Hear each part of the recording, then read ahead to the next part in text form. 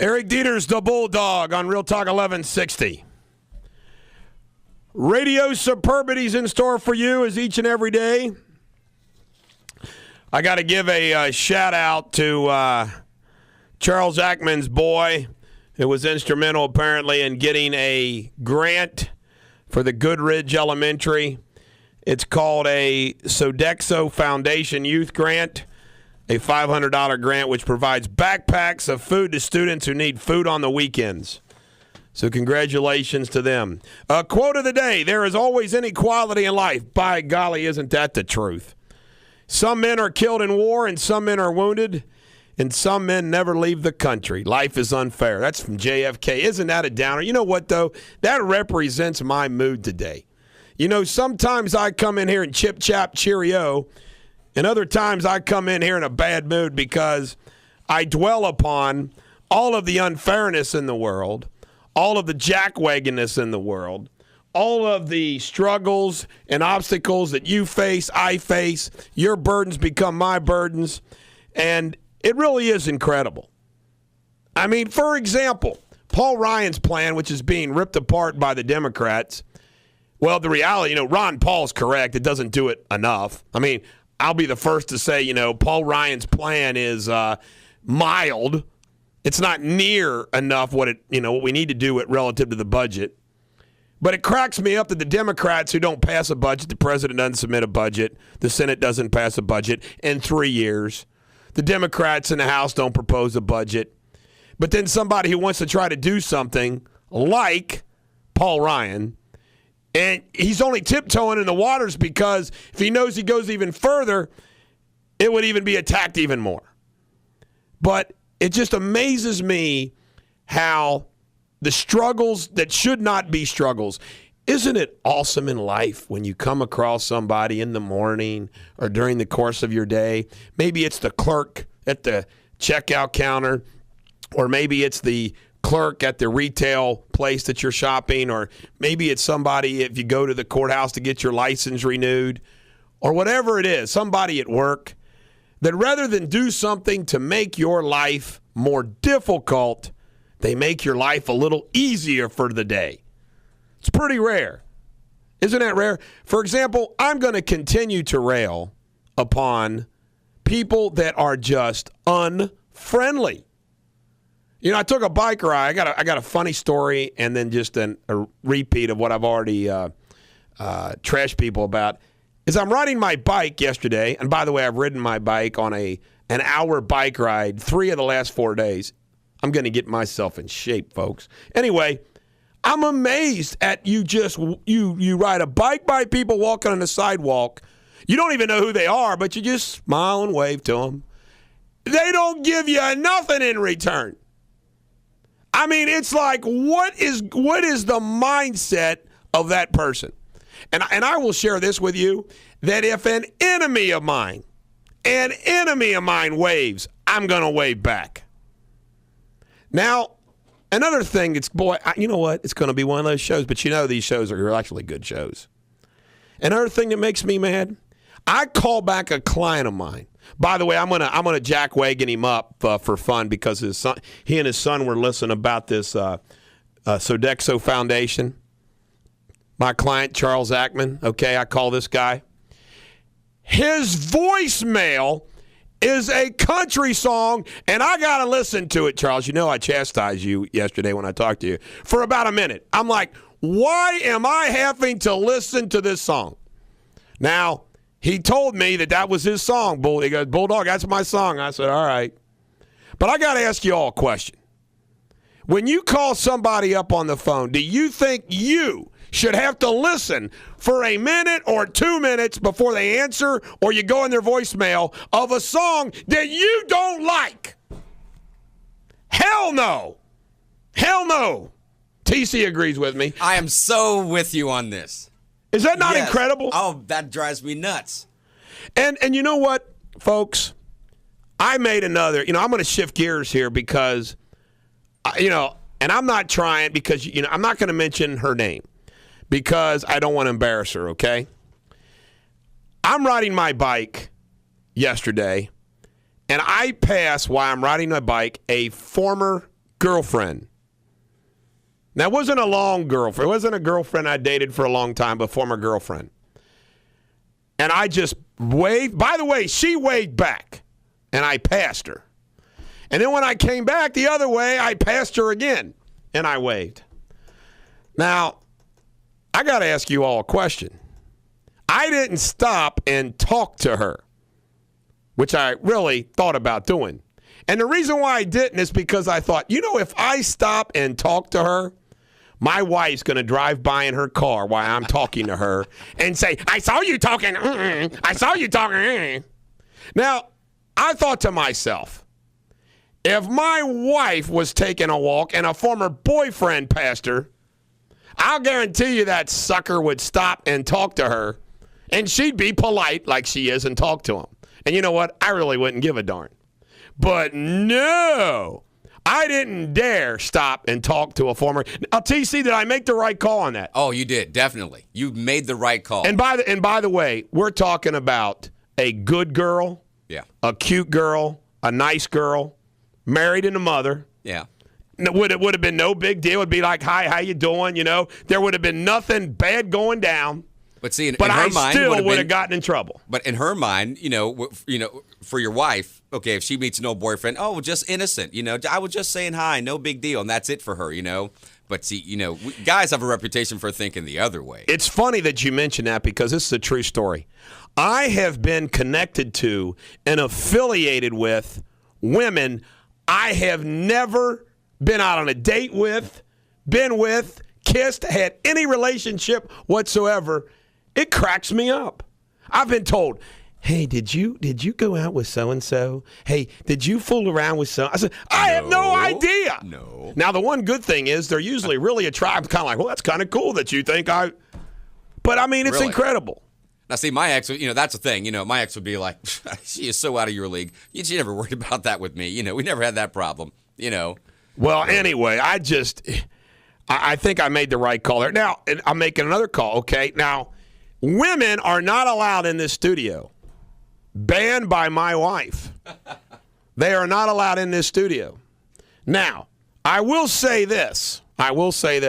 They're allowed to call. If you noticed, we had a beauty pageant girl call, Haley Franklin. God, thank God she wasn't in the studio, because if my wife would have seen her picture on the video or saw her on the video, I would have been in trouble. See, all you have to do is tell her it was TC's She is beyond cute, but she's 22, has a 28-year-old boyfriend, would have no interest in me. I have no interest in her, but she had to call in instead of being in the studio. Well, tomorrow, TC, I'm going to get you excited. Tomorrow, we are going to have as a guest. Sorry, she can't come in the studio, but she's going to call in. We'll hear her.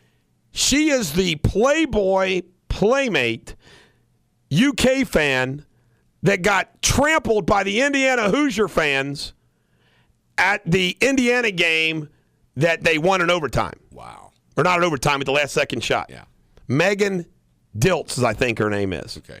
She's going to be calling in tomorrow to talk about how bad the Indiana Hoosier fans are and how our UK. By the way, Hoosier fans. On Skype? By the way, I love you, Indiana. I got a lot of fans in Indiana, but I got to just tell you something. Anthony Davis, the player of the year in college basketball, the freshman of the year in college basketball, the SEC player of the year in college basketball, the SEC freshman player of the year in college basketball, who's going to be the number one pick in the NBA, was in foul trouble and only played 24 minutes in that game. Paybacks are hell, Hoosier fans. But anyway, she's going to call in. Now, I know Jacob and you would love to have her in the studio. Certainly. But no. I do that for my wife. Wow. Isn't that love? That's love. I don't stop and talk to former girlfriends when I bicycle, and I don't have women in the studio. I'm speechless. That's the kind of guy I am. Ladies and gentlemen, the American jury, I just want to tell you something. I think I'm going to run for public office. Again? Well, I'm going to tell you, this is before I run for president. I've always said I'm not going to run for anything until I'm president. But I have decided, when we come back, I'm going to bait you. See, I've been told that I need to do this more often. See, I just think I'm so good on radio that I don't need to bait you to come to stay listening. But I'm going to tell you something. When we come back, I'm going to tell you the public office that I am thinking about running for, and look out, sparks are going to fly. It is going to be an incredible disclosure of behind-the-scenes stuff. I'm not joking. I'm thinking about it. I'll have to give up the microphone during the campaign, but I think it might be worth it. When we come back, the Bulldog is pondering a political race on Real Talk 1160. And listen up for the Bill O'Reilly's Talking Points coming up at 7:28 this morning on Real Talk 1160. And now, back to the big announcement from the Bulldog. Keep that running there, TC. Eric Deters, the Bulldog on Real Talk 1160. How appropriate. Robert Plant is screaming. And it's amazing how ranting my anger actually gets me in a good mood. I think I'm in a better mood already. Oh, yes. It's a great day to be in a great mood. Drive that ships to new land. Before you make your big announcement, I have to tell you something that happened to me last night. Tell us. I got something last night that I don't get every night. This is a Christian broadcasting station. Oh, well, let me tell you. I got sleep. Yeah, baby. 6 glorious hours of uninterrupted. I woke up about 2:20-something, and I was like, still got 45 more minutes to sleep. Did you have any dreams? Great. I dreamt about sleeping. I want you all to know that I rarely get more than 3 or 4 interrupted sleep, but I did. I slept last night from 11:30 to 3:30. Wow. I got 4 hours straight sleep, and if I sleep 3 hours or more, I dream. And isn't it amazing the goofy, weird dreams that you have? Yeah. I had a dream the night before that if it came true, it would be like, are you kidding me? Because I still think deja vus, when you feel like you've seen it before, it's because you dreamt it. Maybe that's it. That's my theory. I dreamt once that I was chased by a female biker gang. Well, that's pretty cool. Yeah, it was. I couldn't run really fast either. It was great. They caught me. Ladies and gentlemen, the American jury, coming up on our show, I have an incredible history story. I have, once again, because you know that I've promised humor superbity, I have a great joke. You know what? The Shakespeare today is even awesome. We're going to cover everything. We got some pop culture. Pop culture finally is good. It's the first pop culture day we've had in a while. We have incredible show. But until we get to all of those things, I just want to tell you something. There is a song that is part of my bumper music, which we enjoy. We let you hear it out. It's called Remember the Name. And I want to tell you something, folks. I would be lying to you. And I think this is very important because I like to bond with you. And one way I like to bond with you is to tell you stories about my life, to tell you the reality of my life, to tell you that everything in my life is not hunky-dory every day, that I have the same battles and struggles. Trust me, folks, every 2 weeks sometimes I'm like, where the hell do I get the money for my payroll? But I always meet my payroll, some way, somehow. But the bottom line is that I would be lying to you if there weren't days, just like in your life, that I get down. Now, I understand that depression is only when you're down like day after day after day, like for a week. This is funny, but this is true. I have never been down more than a day. It's usually not down more than an afternoon or a morning because, like, let's say I'm down in the morning. I'll take a nap at noon at the office couch for an hour. I'll wake up ready to kick some butt. That's the Bulldog Nation way, isn't it? You want to kick some butt. Well, everybody knows. This is incredible. Everybody knows that my law license, unfairly, by the way, was suspended 61 days in Kentucky. Okay? Now, I am now halfway through that. And it's been okay in the sense that None of my clients have left because there's lawyers in my office that are taking care of their work. In addition to that, not only has nobody left me, you don't know who hasn't come in, but there have been some people that have called in and my office says, nah, he can't do that because it's Kentucky. This is incredible. People are saying, I will wait for him to get back in action. And I want to stress this to you folks. If you have an Ohio case, I'm still licensed in Ohio, going. Now, I'm not telling you this story. It's about me. I'm just telling you about an attitude that I have, which I want to share with you. And you ought to have the same attitude, okay? Gerald Benzinger was my father's law partner. He was the managing law partner at Deters, Benzinger, Lavelle, now Dressman, Benzinger, Lavelle. They put Jim Dressman as in front to keep it DBL, which is kind of funny because when my dad left, and all the Deters is left, they needed to have a DBL, so they put Dressman. Pretty clever. And Gerald and I didn't always get along. But I want to tell you something. Gerald was always good to me when it got right down to it. And not only that, I learned some things from Gerald, who's a totally different personality than I am. I'll never forget driving Gerald. This is when I was a gopher. I remember driving Gerald down to Moorhead to St. Clair Medical Center, which was one of our clients. And Gerald liked to have somebody driving while he worked. So I'm driving him down to St. Clair Medical while he worked in the car. And after a hearing that we had down there and on the way back, he said, I learned something from your father.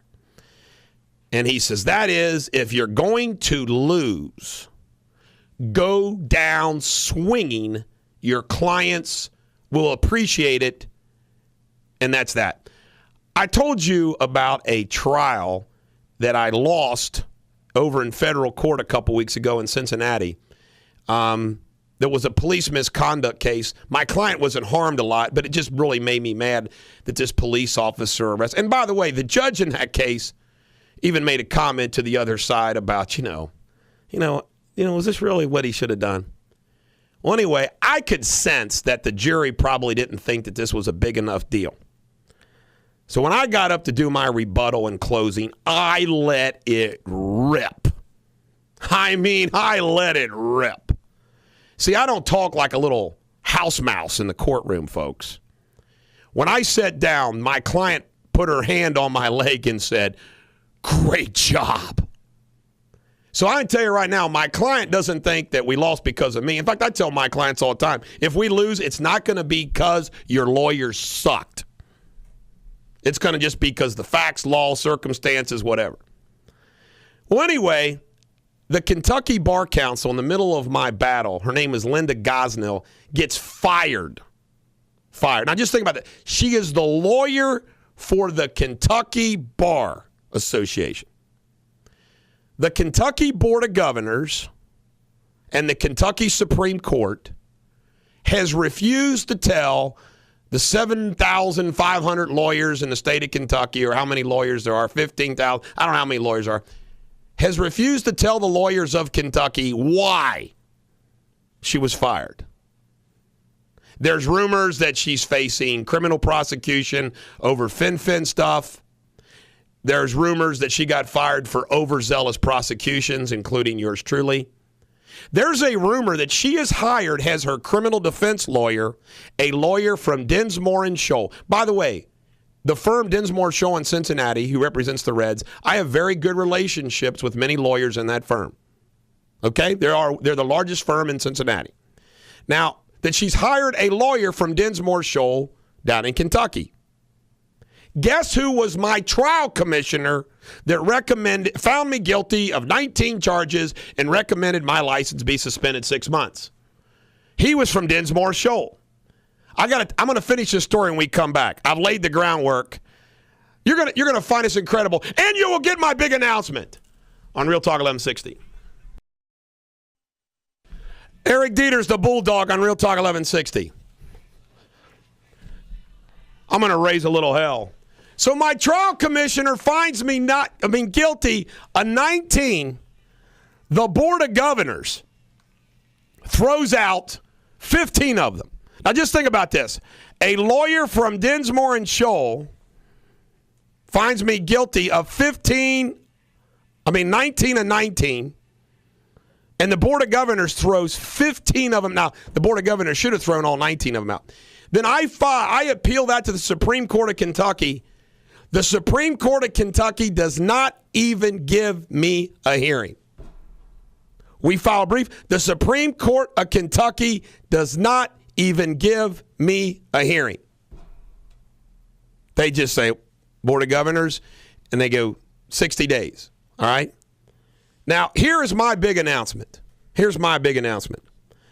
I am thinking about, and I'll have to give up the radio show if I do this, but it'll be worth it. I am contemplating running for the Kentucky Supreme Court. Because if I run for the Kentucky Supreme Court, I can campaign and I can tell the world on the campaign trail what's going on in Kentucky relative to lawyers, relative to bar discipline, relative to the Supreme Court, relative to the Board of Governors.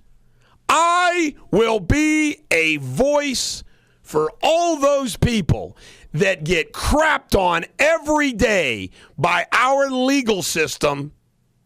I shall be your songbird. It would be a blast, wouldn't it? And I say, sorry, folks, I'm campaigning. I'm allowed to say what's on my mind. I'm allowed to tell the truth on the campaign trail, free speech. And it will be incredible. I almost feel like I owe it to the world to run. Now, how cool would that be? Because if I run, I'll win. Judge Bulldog on the Kentucky Supreme Court. Their heads will spin. But I can tell you right now, you know something that happens in our legal system every single day is a judge or somebody will get something wrong. And the appellate's court say, well, they might be wrong, but it wasn't abuse of discretion. It wasn't abuse of discretion. Where did our legal system go to where we're supposed to do what's right and what's just? But the Bar Association and Bar Counsel's office is beyond incredible. Beyond incredible. And I tell you right now, I'm going to make a rampage. Now let's get back to the fun of things. In 1933, during the Prohibition, President Franklin Roosevelt signed a measure to make wine and beer containing up to 3.2% alcohol legal. Yay. Famous birthdays today. We have three good ones. Reese Witherspoon, 35, who is pregnant again. Bob Costas, who's 59. I can't stand Bob Costas. I think he's an arrogant little... William Shatner, 80. He's 80 years old. Denny Crane, Captain Kirk, is 80 years old. He's aged pretty good. I don't think William Shatner looks 80, does he? No, he does not appear to be 80. Denny Crane. Denny Crane. By the way, I've had people tease me that I remind them of Denny Crane. Denny Crane. Bulldogs, Denny Crane. More like Picard. Yes. I think I need a feel-good song. You do? Ladies and gentlemen, this is going to be a sunny day before tomorrow's rain. And because it's springtime, we give you a feel-good song. And I made this executive decision. I decided that we're going to use the Van Halen version. It didn't come up as a Van Halen version. Yeah, you got Captain Kirk. Is that Kirk? No, that's Van Halen. That's David Lee Roth. It is? Who that guy is, yeah. This is a hell of a long intro. When are we going to have the song? How about there?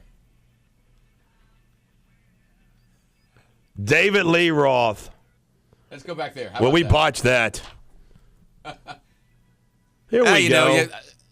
Here we go. You win some, you lose some with YouTube, you know. That's all right. I don't fault you, TC. It's free. Dun, dun, dun, dun, dun, dun, dun, dun. And by the way, if you're watching the video cast, it doesn't show up because of licensing issues. Oh, my goodness. That an East Coast girl, TC? She could be. They knock me out when I'm down there. Is that a Midwest farmer's daughter sitting on that hay bale? You hear the joke about the farmer's... Never mind. The Northern Girls. He's got 2 Northern Girls on his arms. California girls. That's funny. He made a lot of money doing that, didn't he? Are you ready for a great joke? Oh, yeah. We need a great joke. Here we go. Are we done feeling good? Yeah, we're done with that feel-good song. This will stick with you all day. California girls. 3 women go down to Mexico one night to celebrate college graduation. They're friends from 3 different colleges. They get drunk and they wake up in jail, only to find out they are to be executed in the morning, though none of them can remember what they did the night before. The first one, a redhead, is strapped in the electric chair and is asked if she has any last words. She says, I just graduated from Trinity Bible College, and I believe in the almighty power of God to intervene on the behalf of the innocent. They throw the switch, and nothing happens. They all immediately fall to the floor on their knees, beg for forgiveness, and release her. The second girl, a brunette, is strapped in and gives her last words. I just graduated from the University of Kentucky School of Law, and I believe in the power of justice to intervene on the behalf of the innocent. They throw the switch again. Nothing happens. And they immediately fall to their knees, beg for forgiveness, and release her. The last girl, a blonde, you knew it was coming, didn't you, is strapped into the electric chair and says, well, I'm from the University of Alabama and just graduated with a degree in electrical engineering. And I'll tell you right now, you all ain't going to electrocute anybody unless you plug this thing in.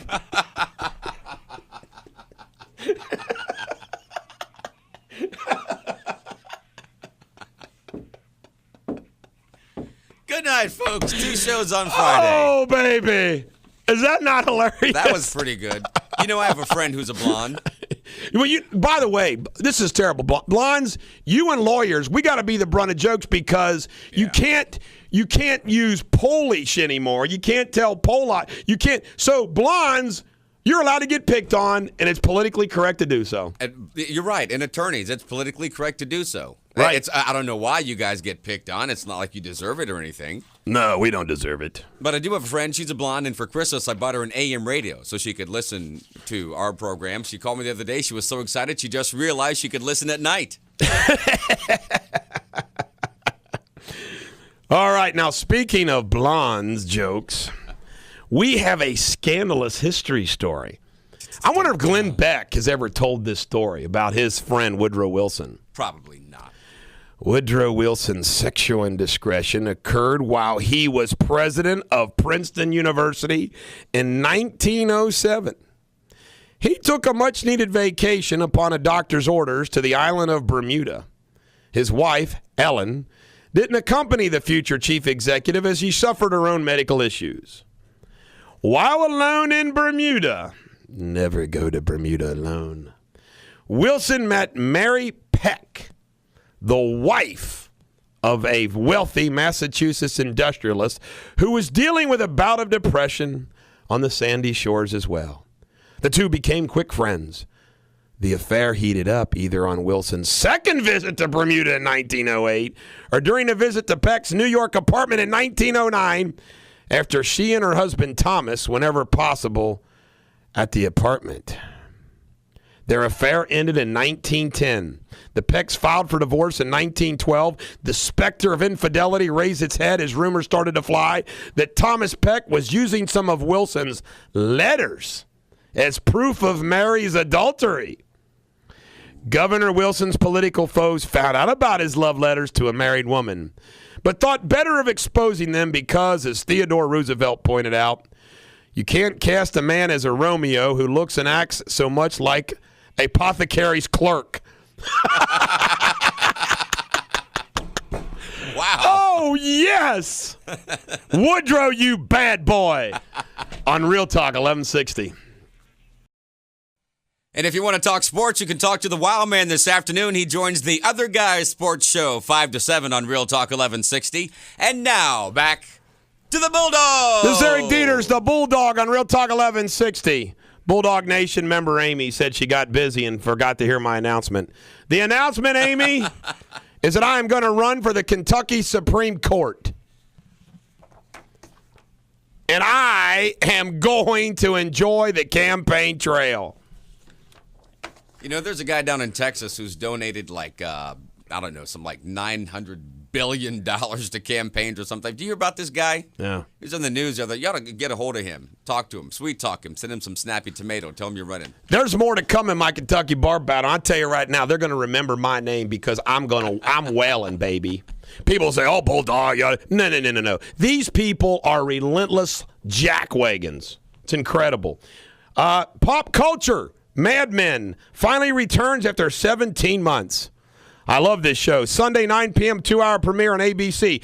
Hey, The Situation has a situation, TC, from Jersey Shore. He enters rehab, God-loving, prescription drugs and alcohol. Ooh. Doesn't mix. Didn't see that I love coming. that, though. I wrote that myself. The Situation has a situation. I like that. Joe Francis, Girls Gone Wild. This is the Bulldog news. We call this the news report of the day. Joe Francis owns Girls Gone Wild. 10 years ago, he paid $250,000 for a helicopter. He says he has no idea where the helicopter is.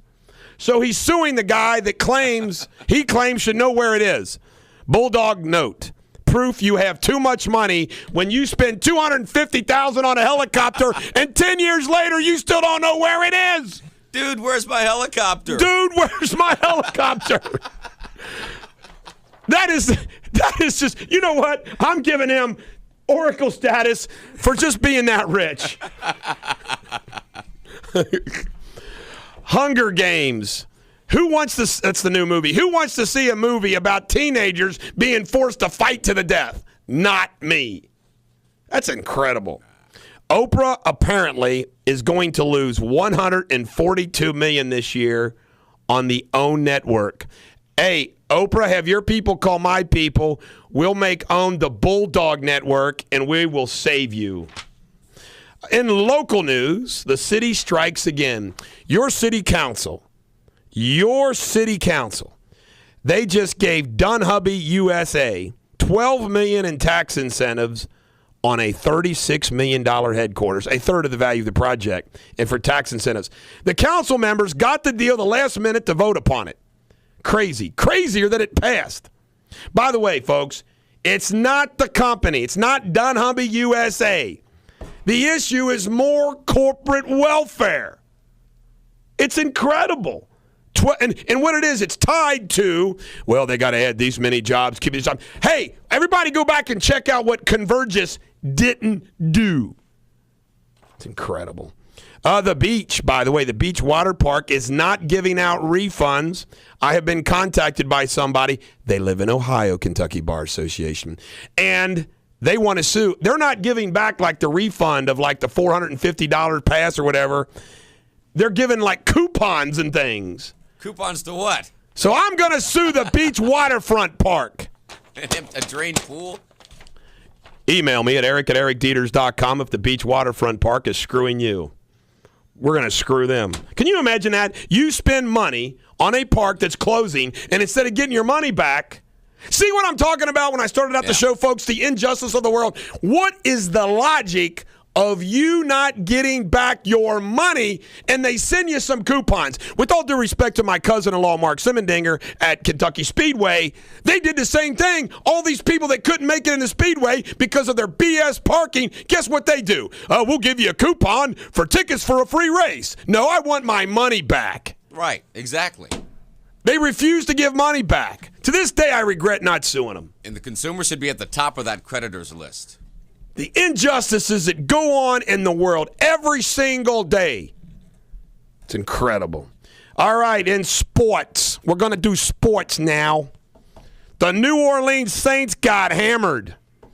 If you haven't heard, Sean Payton is suspended for the entire season. His salary is $7.5 million. He doesn't get it through April 1st, beginning April 1st. General manager Mickey Loomis suspended for 8 games. Former Saints and current St. Louis Rams defensive coordinator Greg Williams, I can't stand him. He used to do the Redskins. Suspended indefinitely. They say Roger Goodell will review his status after the 2012 season. Assistant head coach Joe Vitt suspended for 6 games. The Saints must forfeit their second-round draft picks in 2012 and 2013 and pay a $500,000 fine. Tebow heads to the Jets. The Big Apple. Quarterback controversy. An NCAA action. Jets.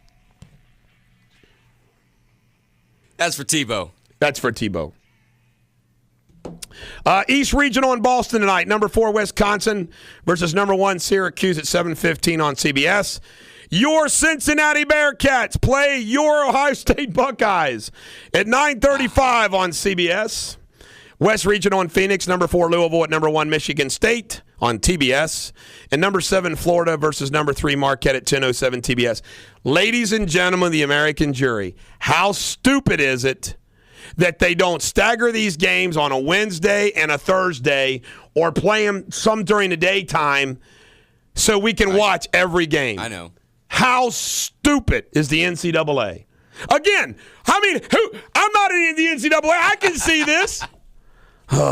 Ladies and gentlemen of the American jury, if you're a Bengal fan, do you think a guy named Ben Jarvis Green Ellis is the answer to the Bengals running game? They signed him yesterday for 3 or 4 years. One good thing about the former Patriot, he's not fumbled in 510 career categories. He'll come to the Bengals and he'll fumble left and right. Andre Caldwell, the Bengals, signed a 2-year deal with the Broncos. He's like, hey, man, Peyton Manning's there. I'm out of here. A reminder to all your Hoosier fans, and again, I love you, Indiana. Indiana wants me. Oh, no, I can't go back there. I'll stop singing. Anthony Davis played only 24 minutes the last time we played you, and you beat us by 1 point. Furthermore, it was the only 8th game that we played. Teague played terrible. It is going to rain down upon you. It's going to be a bloodbath. UK wins by at least 10. Whoa. In world news, I just want to give you guys a name. I'm going to give you guys a name, and you guys got to check this name out. There is a great story in the New York Times about a lady in Russia called the It Girl in Russia, like she's the most popular girl in Russia right now. In the New York Times, her name is pronounced Kasia Sobchak. Kasia, it's Kseniya Sobchak. You're going to have to get on to Google her. You can check out on my blog and newsletter. But I'm going to read you a little bit of this New York Times report. During the first years of Mr. Putin's presidency, Mrs. Sobchak made herself into an avatar of Moscow's over-the-top, oil-fueled high life. She dated millionaires, posed topless for Playboy, and lustily embraced the materialism of the age, making no attempt to hide her distaste for the poverty of ordinary Russians. She also showed flashes of sharp intelligence. At 21, holding court at a chic nightclub named Chocolate, she said she and her friends knew their worlds were built on shifting sand. Fathers are rich today and in jail tomorrow. She avoided political topics, explaining that her gratitude towards Mr. Putin outweighed her grievances with his government. At some point last year, that changed. In October, she turned a video camera on Vasily Yamenko, the Minister of Youth Affairs, in an exorbitantly expensive Moscow restaurant, noting in her starlet's purr that while socialites were expected to drink champagne at $45 a glass, government officials were a different story. The video became a sensation. Mr. Yamenko spokeswoman called Ms. Sobchak a cheap prostitute, and she began to clash with television executives over her desire to interview opposition figures. See, that's what happens. When you take on power, they bash you. They bash you. But you got to stand up to it. When we come back, we're going to get into politics. I got a little bit of legal news for you. 513-579-1160. 513-579-1160 if you got something witty and wise to say on Real Talk 1160. This is the Bulldog, Eric Deters, on Real Talk 1160.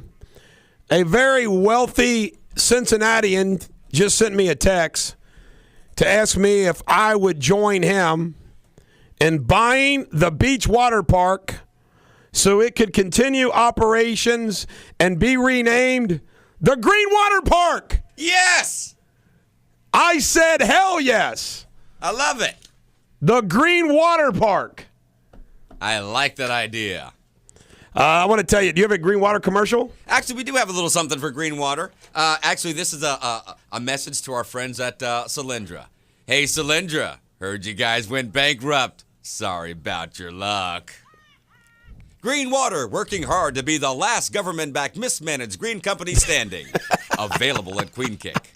By the way, Green Water's balance sheet looks good. That's right. We're not even close to being bankrupt, are we? Well, we're not close to bankruptcy court. No, they're on the other side of town. Yes. Shakespeare for the day, the stroke of death is as a lover's pinch, which hurts and is desired. I don't understand that, but it's Shakespeare. So just soak it in. I got a funny, I'm going to show and tell here. My show and tell is my 500-page, just a little proof, my 500-page Ancient Rome book. This is a tome right here, baby, that I'm reading. In fact, I put a little stickum on it. It says, please keep out, I'm reading. I put it on the coffee table in the living room, so I read it every night, and I didn't want anybody to move it. Last night, I read about the first two triumphants. Now, I already heard these stories, but I have to share them with you. And again, these are the kind of true history stories that belong on the big screen. And they would beat the hell out of what they're making in Hollywood right now, like The Hunger Games. All right, the first triumvirate was Pompey, Crassus, and Julius Caesar. It was the beginning and the end of the Republic. And they ruled. Crassus died in battle in Greece. Pompey, by the way, guess what? Julius Caesar, to ingratiate himself with Pompey, allowed Pompey to marry his daughter. And then Pompey turned against Caesar. Caesar defeated him in a military battle. Pompey fled to Egypt where he was beheaded. But just think about that. You give your political opponent your daughter. Any of my enemies, you will not have the hand of my daughter. So the second triumvirate was, after that, Mark Antony, Augustus Caesar, Octavian, and Lepidus. You got to love the name like Lepidus. So they ruled Rome. They kind of divided up the empire before it all fell apart. True story. Mark Antony was married to Octavius, Augustus's sister. She was called Octavia. Okay? Anyway, guess what? He goes to Egypt, falls in love with Cleopatra, and sends Octavia home. Augustus says, "Are you dead?" War. Antony loses, commits suicide. You can't make this stuff up. This is true history. Anyway, I knew you would enjoy that, ladies and gentlemen, the American jury. Also, again, remember tomorrow, we are going to have on a Playboy Playmate, not in the studio, but it's gone, and her name is Megan Diltz. She is the UK fan that got ran over by the Indiana Hoosier fans when we lost. Some general news, folks. This is incredible. 4 in 10 women have never been married, TC. Really? 4 in 10 women have never been married. Bulldog note, an indictment against men. Now, get this. In the Cincinnati Court Index, I have been looking. I check out cases and whatnot, and I've just been looking at the divorce filings just to see men or women. 75% or greater of the divorces filed in Hamilton County are filed by the women. Really? It's the women wanting to end marriages. Huh. 6 of them want to get married, 7 of them want to get out of it. It's pretty incredible. Yeah. Now, again, an indictment about men. I got a question, though. Do you have any idea? I'm going to say something that's politically incorrect just to stir it up. Just like my comment about Jessica Simpson's dress. By the way, I like Jessica Simpson. I don't care if she's fat. I don't care if she's pregnant. The dress was a bad choice, ladies. But I'm going to stir it up here. Women are just getting a little too independent. Uh-oh, here we go. Jacob just went, And the emails started rolling. I mean, 4 out of 10 aren't married. They're filing for divorce left and right. 4 out of 10, what happened in the good old days when women were dependent upon men, TC? When they say 4 out of 10 women, is that 4 out of 10 women age, 18 to... Period. 18 till whenever. Okay, well, some of those are in college. They shouldn't be married yet. Some of them are just getting out of college, starting their careers. They shouldn't be married. Does it account for widows? I don't know. Women are getting too powerful in this world. Pretty soon we're going to be enslaved. We already are. We have been. We're enslaved. They just never told us. Ladies, I will be your humble servant.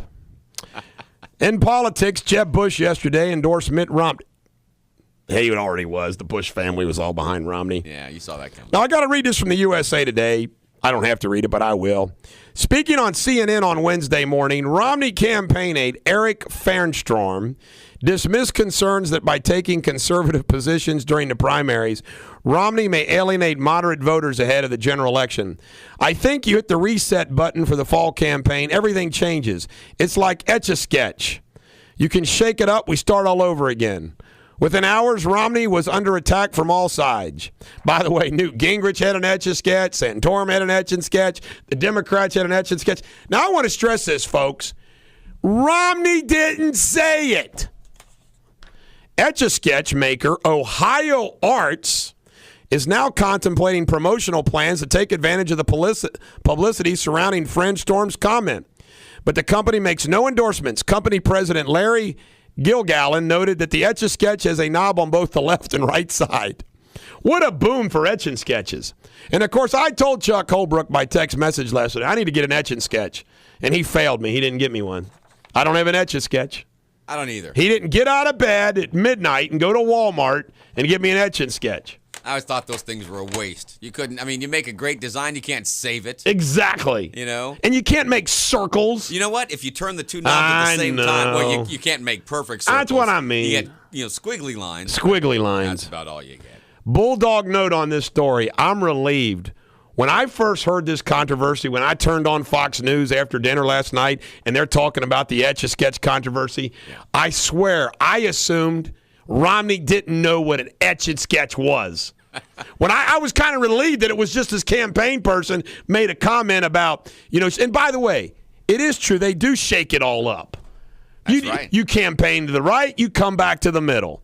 That's what they always do. But anyway, I thought to myself, good God, if rich man Romney, the $250 million man, didn't know what an Etch-a-Sketch was, oh, God. But he knows what two Cadillacs look like.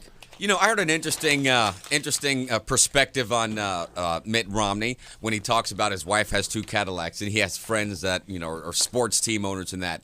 He looks at his people that are wealthy.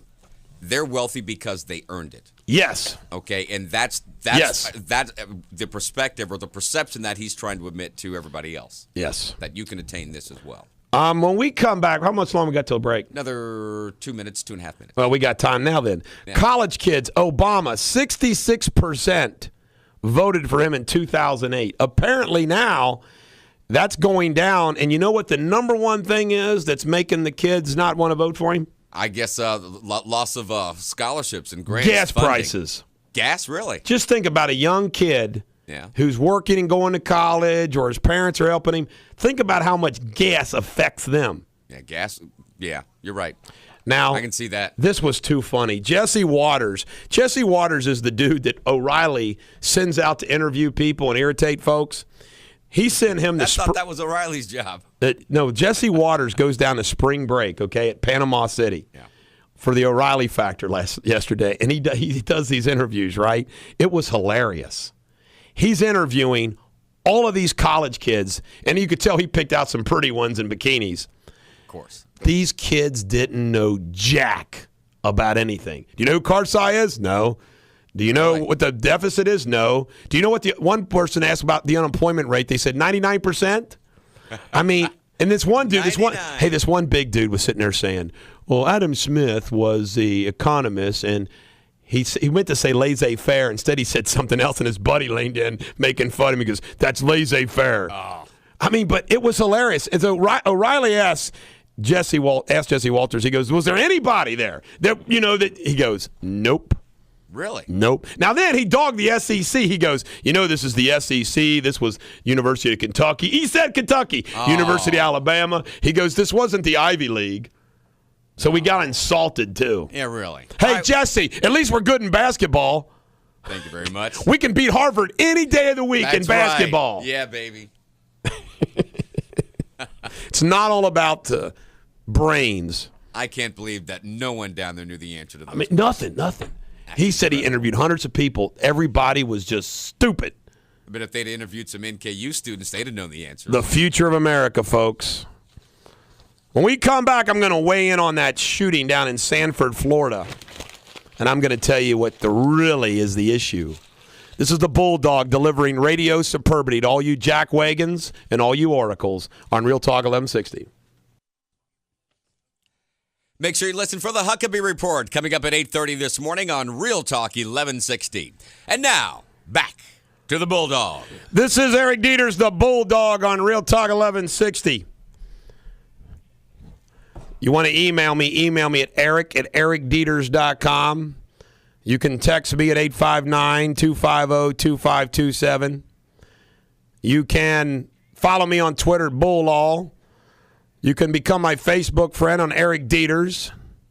We have lots of ways that we can stay in touch. Also, you can watch a podcast, listen to a podcast, or watch a video cast of this show on realtalk1160.com, who also has a Facebook page, and also the bulldogsnation.com and ericdeters.com. And just so you all know, I'm alive and well, practicing law in Ohio, battling the good fight, and I think I got 30 days left in Kentucky, and I'm back in action. Day 30. Bulldog held hostage. I hate the Kentucky Bar Association. I hate the Kentucky Bar Council.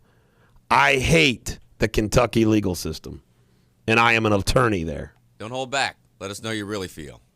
I mean, I do. Now, it doesn't mean that there's not, some good judges, and it doesn't mean that there's not, some glimmers of hope. But Kentucky it's a crazy. Do you know, this is true, TC. Do you know that I have more cases in Ohio and Kentucky now for years? Do you know that I've never had now explain this to me, why I've never had a single disciplinary issue in Ohio? Like, when Ohio gets a bar complaint, they're smart enough to say, yeah, this is BS. I mean, Kentucky, You know what I think, yes, honestly? Yes. I think you stirred it up with that whole jail issue. You're right. When you fight authority, they come back at you. And they said, what did Paul McCartney say? We're going to get that boy. We're going to get that boy. And I say I'm going to get them. All right, there was a shooting in Sanford, Florida, which was a tragedy. A neighborhood watch captain, George Zimmerman, shot a 17-year-old Trayvon Martin, and Trayvon Martin wasn't doing a darn thing. And the 911 call, George Zimmerman is talking to 911, saying he's suspicious and he's following him. The 911 guy says, stop following. We don't need you to do that. Now, this has set off race issues, gun rights issues, people challenging the whether we should have a law, stand and defend yourself. In my opinion, folks, this is not about race. This is not about gun laws. It's about, and I don't care if I make some people mad, it's about these stupid citizen police groups which empower people hungry for some power and influence and can't resist the urge for some action. Ladies and gentlemen, the American jury, it is bad enough. It is bad enough that we have in our country law enforcement officers in suburbs and rural areas that get bored who are looking for some action. To have citizen groups, and this Zimmerman, he was a watch captain. Ooh, I'm a watch captain carrying a gun. See what happens? This kind of stuff happens. And I know in the tri-state there's citizen police groups and all that stuff, which is part of community policing. Yeah, right. Who has time to join a police citizens group and get all it's going to do is they think that they are over you and me because they're a member of the Citizens Police Group. I'm a member of the Marymount Police Citizens Group. Marymount, I apologize if you don't have one. I know Independence has one. I'm a member of the Independence Police Group. Well, this guy named George Zimmerman, this wasn't race. This wasn't gun laws. This was stupid citizen police organizations. Guess what, folks? The cops should be the cops, and the citizens should just be good citizens. Citizens shouldn't be involved in policing. TC, your comments. I agree with you, except for Batman. Exactly. Batman's the only vigilante. I agree. Batman's allowed to do everything, and also the Bulldog. But the problem I have is why did it take so long for this guy to be arrested? He wasn't initially arrested. What's the problem there? And how funny is this? He said that this guy came after him. Really? You were following him? Exactly. You jackwagon. George Zimmerman should fry. But it's not a race issue. See, Al Sharpton, everybody going, it ain't a race issue. Why wasn't this guy arrested? It is a one jackwagon from a Citizens Watch group. Well, why wasn't this guy arrested? He should have been. Why wasn't he, though? I don't know. I mean, he shot a teenager. He shot a teenager. And you see this the guy, didn't the guy have like he had a chocolate, but he had like a iced tea or a slushie or something? Arizona iced tea and Trayvon Skittles Martin. or something. Yeah, Skittles. 17-year-old. I see that picture of that kid. It breaks my heart. Well, here's the problem I have. The fact that the cops were not going to arrest this guy, and then all of a sudden, they've got the 911 tape, and also they've got a cell phone call right before that that Trayvon was on the phone with a friend of his, talking about this guy is following me. I think this guy is following, and she's saying, run, run. He goes, no, I'm not going to run. So until that came out, nobody said anything, but now it's like, arrest this guy. Right. They've got that, and they haven't named the girl because she's a minor or whatnot, but right. They've got her cell phone records of them having that conversation right before he was shot. George Zimmerman, frying, shooting that poor Trayvon Martin. Ugh, sad. South Side Chicago, I learned last night, O'Reilly had some guy on there. 49 murders in 3 days in the South Side Chicago. That's how many people are getting shot and killed in the South Side of Chicago. The latest, heartbreaking, an innocent 6-year-old girl. Her mom was crying. I mean, I'm watching this mom. She was a good girl. She was a sweet girl. She loved school. I'm thinking, my God, the South Side of Chicago, where Barack Obama organized. What's going on there? Free for all. It's like it's bedlam. Isn't it terrible when communities law enforcement and they get complete loss of control to where it's lawlessness. I mean, complete lawlessness. Scary, scary, scary. Let me see what I have. In economics, home sales, national home sales dropped by 0.9% in February. Home sales locally went up 18.6%. Of course, they really sucked last year. Prices are down, though, 5.4%. And the average age of cars is now 11 years, TC. 11 years. Wow. The 200,000 is the new 100,000 miles. 200,000. Jack wagons. We have the city for more corporate welfare. The beach, no refunds. And I also want to do a rest in peace to Buzz Bussey. I've only met Buzz once, but I knew his dad well. He's only 57 years old. His dad just recently died. He was the founder of the Oktoberfest Chicken Dance, the VP of the PR for Cincinnati, USA Regional Chamber. 57, leaves behind a wife and children's. God bless Buzz Bussey. We now have the prankster. Prankster, you're on Real Talk 1160. Say something witty or wise for me. The Zimmerman man that killed the young man in Florida. Yes. He will most likely either fry or be raped in jail. He will go to jail for this. I would say, you was talking about racism, I'd say individual racism with Zimmerman. I would say even though it is racism, it doesn't give anybody else an excuse to start a problem in the United States, because if it was one individual, it doesn't mean that every Latino is a racist or every white guy or every black guy is a racist. I mean, that's what some people want to get started. Maybe Zimmerman He's by back- the way, his Zimmerman's Latino. Yeah, he is Latino, but I mean, it doesn't. I know that it doesn't mean that every Latino is racist. There's no excuse for somebody to come out and start burning stuff down. I mean, eventually these people do. They do get the Justice Department in, and eventually this guy will go to jail. Believe me, he will go to jail, and he will be a goner. We'll see, prankster. All I'm telling you, it's not a. I don't think it's a race issue or gun issue. I think it's a citizen watch guy needing some action. You know, they got this power. Oh, I'm going to go do something. He was following the guy on Real Talk 1160. Eric Deters, the Bulldog, on Real Talk 1160, Radio Superbity every morning from 7 a.m. to 9 a.m. right here on 1160. You can also listen to the podcast and video cast. There's been plenty of men and plenty of women that looked at their man and woman in the eye and said, I hate myself for loving you, but I can't help it.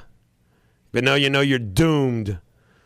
Why do men, you know what, many a man has messed up their life over a woman, and many a woman have messed up their life over a man. Think about it. Wars are fought over women, but never over men.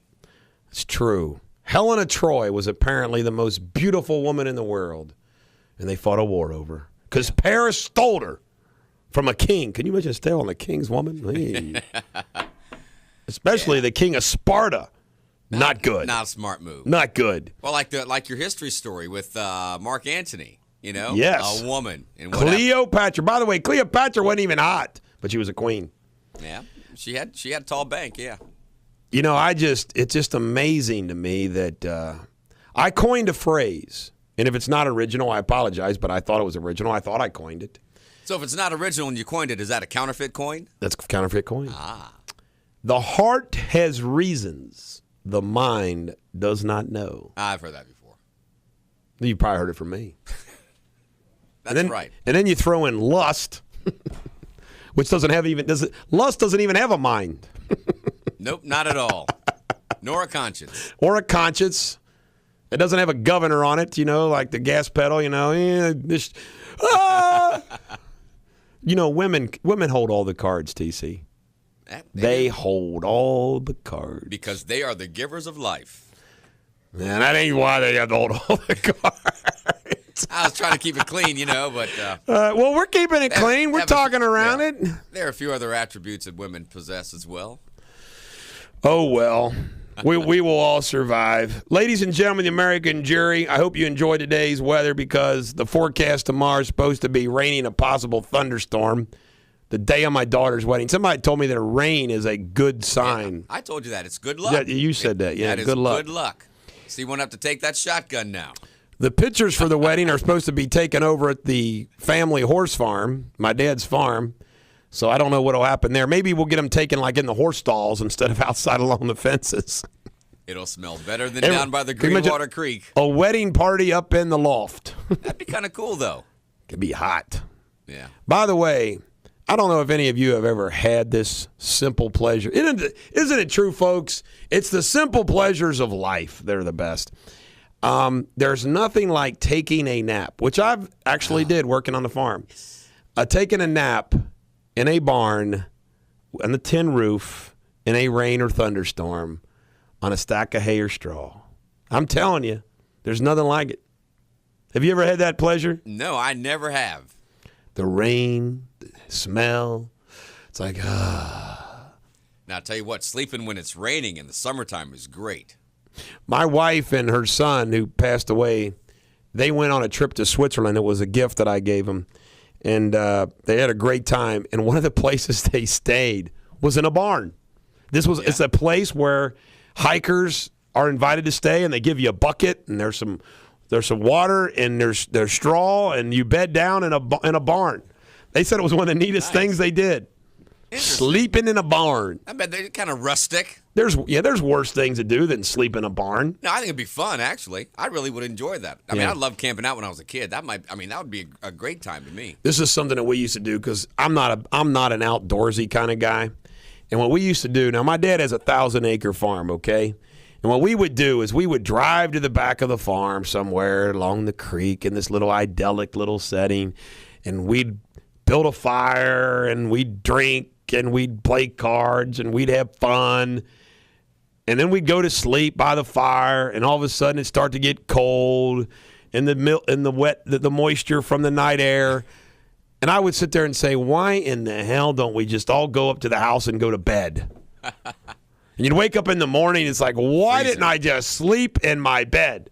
See, I just don't buy that. I'm not a camper. Boys and girls getting down on the farm. Are you a camper? You know what? I used to be. Well, I'm not an avid camper, but I like to go camping. I like to go on camping trips.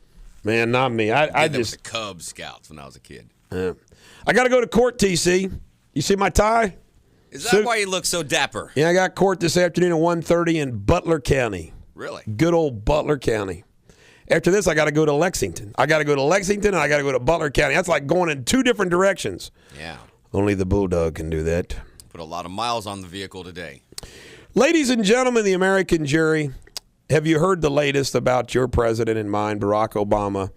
He maintains he wants to speed up that little short part of the XL pipeline he wants to build between Oklahoma and New Orleans. Is that not incredible? It's campaign. Meanwhile, they just keep attacking Paul Ryan's budget. I guess they're going to have an Etch-a-Sketch now that they'll make fun of his budget with an Etch-a-Sketch.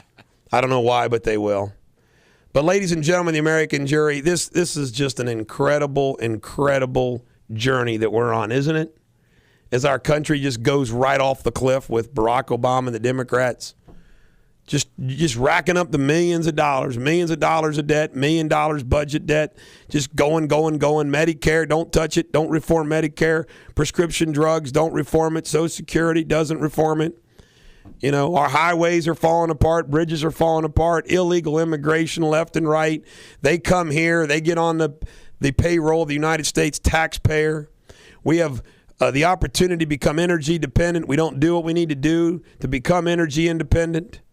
We have issues, the urban core of our cities, like the south side of Chicago, any major city, you got violence.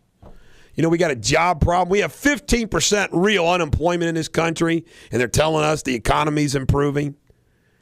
I mean, it's just, let's not forget about the wars. We have a situation in Afghanistan. I like doing these summaries every once in a while. We've got Afghanistan. We got soldiers dying every day. We got Karzai, who's now going to make a deal with the people that we've been fighting for 10 years because we're leaving. So he's like, well, to survive, I got to be in their side now. Iraq, you know, we're pulling out of Iraq's in chaos. We have Iran, who's building a nuclear weapon, and we're not going to do anything about it, whether Israel does something about it or we don't do anything about it.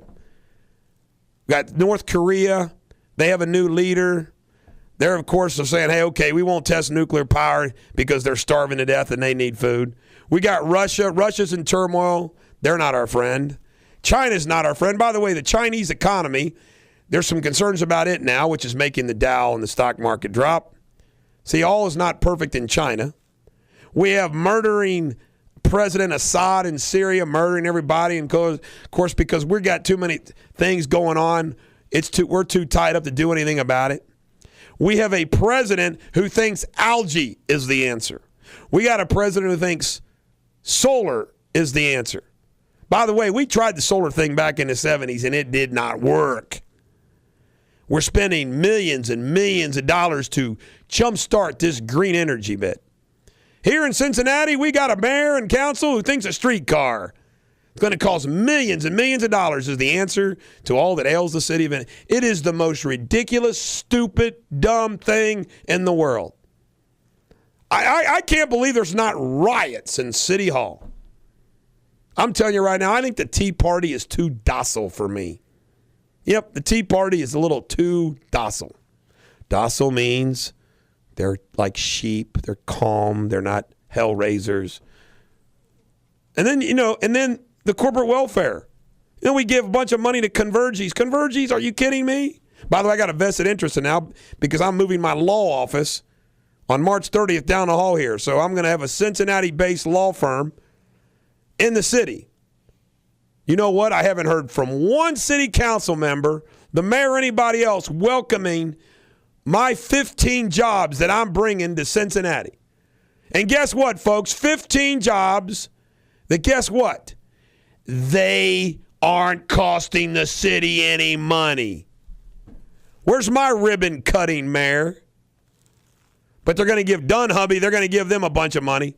$13 million in tax credits.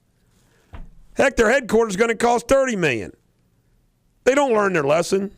And by the way, they had to pass a measure that you have to give at least 24 hours to council before you vote on this. They get handed this thing to vote on, and they vote. It passes. Oh, my God, the problems in the world. And I deal with it every day on the legal front, folks. The amount of money that people spend in domestic relations battle. It's ridiculous. It's the most ridiculous thing. The domestic relations system is broke. Broke. These judges refer people to counselors, psychiatrists. Well, we need to get a guardian ad litem. We need this. We need this. Why can't a domestic relation judge bring the whole family in the courtroom, listen to everybody, then make some damn decisions? Case over. This is the Bulldog, Raising Hell on Real Talk 1160. And make sure you get back in the garden this weekend with Denny McEwen from 8 to 10 right here on Real Talk 1160. And now, back to the Bulldog. This is Eric Deters, the Bulldog, on Real Talk 1160. God evil. You know, being a good Catholic, one of my favorite saints is St. Michael the Archangel. He was bad. John Travolta played him, didn't he? Yes, he did. Michael the Archangel was so bad, he kicked Lucifer out of heaven for God. That's bad, man. You know, so I consider myself in the legal profession like Michael the Archangel, only I am just the Bulldog. I fight against evil that gets under your skin. It's a failed analogy, but what the hell? No, but it was very stoic sounding. Yeah.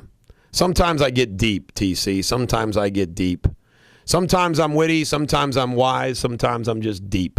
I'm in a deep mood today. And the reason why I'm in a deep mood today is because all the things that are going on in the world, and we feel powerless to do anything about it. It's almost like a runaway train. Or it's like I gave the analogy yesterday. It was Jack Wagon Express. And the engineer's Barack Obama, and he's telling all of us workers just to keep shoveling it in, baby. Keep shoveling the coal as we go off the cliff together. Yay! What is the logic? Where is anybody with common sense logic in telling the president that what he's doing is the right path to be on? Who could possibly be that? Either A, there isn't any, or B, what's wrong with them? Is David Axelrod? You know what?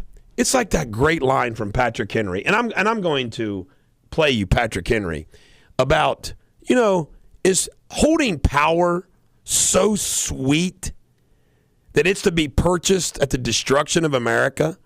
Does the Barack Obama like power so much that being reelected is more important than doing what's right? The answer is yes. To him, it is.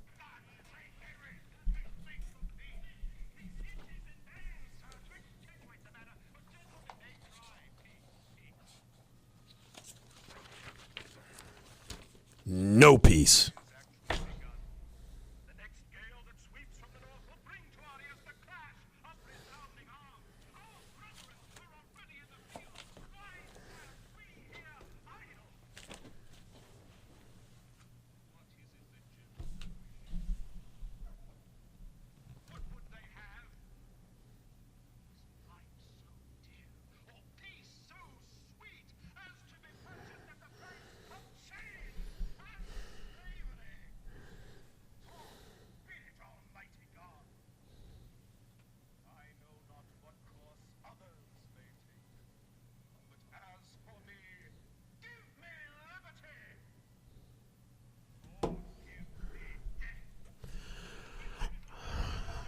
Now, just compare that.